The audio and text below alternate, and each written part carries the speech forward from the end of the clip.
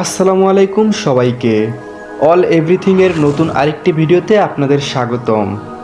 ফিলিস্তিনের গাজায় বোমা বিস্ফোরণে উড়ে যাচ্ছে মানুষের দেহ। হ্যাঁ, ঠিকই শুনেছেন। ইসরায়েলের প্রধানমন্ত্রী বেনিয়ামিন নেতানিয়াহুর রক্তপিপাসা হয়তো অতি শীঘ্রই পৃথিবীর মানচিত্র থেকে মুছে ফেলবে ফিলিস্তিনকে। পৃথিবীতে থাকা ৫৭টি দেশে ২০০ কোটির বেশি মুসলিম থাকা সত্ত্বেও সামান্য কিছু ইহুদির হাতে নির্মমভাবে প্রাণ হারাচ্ছে ফিলিস্তিনের মুসলমানেরা। তাদের সাহায্য চাওয়ার আকুতি মিনতি আর কতটা অসহায়পূর্ণ হলে আমাদের ২০০ কোটির মুসলিম বিশ্ব জেগে উঠবে, তাই থাকছে প্রশ্ন। কেন মুসলিম বিশ্ব এক হয়ে ইসরায়েলের বিরুদ্ধে দাঁড়াচ্ছে না? চলুন এর কিছু কারণ জানার চেষ্টা করি। মুসলিম দেশগুলোর ঐক্য হওয়ার সবথেকে বড় বাধা ভৌগোলিক স্বার্থ। সৌদি আরব, সংযুক্ত আরব আমিরাত, তুরস্ক, মিশর ও পাকিস্তান সব দেশেরই রয়েছে নিজস্ব ভৌগোলিক স্বার্থ।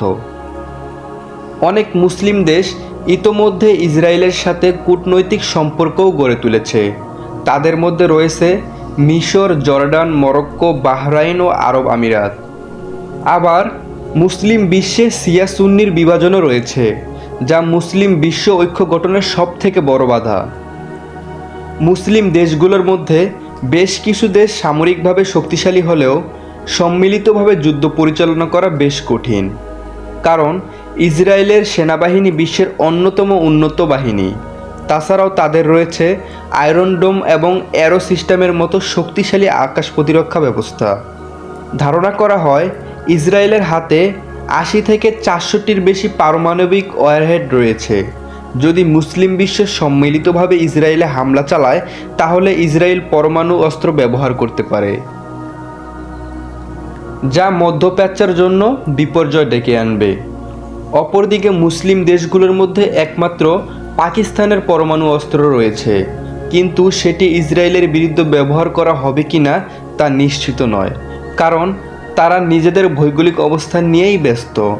আবার ইরানের পারমাণবিক অস্ত্র আছে বলে ধারণা করা হলেও সেটি নিশ্চিত নয়।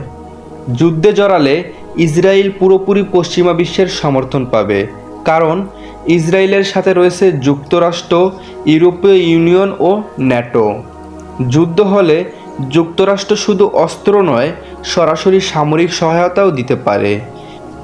সেই সঙ্গে মুসলিম দেশগুলোর বিরুদ্ধে অর্থনৈতিক নিষেধাজ্ঞাও দিতে পারে এবং সামরিক প্রতিরক্ষাও গড়ে তুলতে পারে।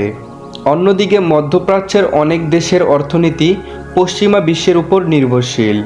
সৌদি আরব, সংযুক্ত আরব আমিরাত ও কাতার সহ অনেক দেশ ইসরায়েলের সাথে বাণিজ্যিক সম্পর্ক গড়ে তুলেছে।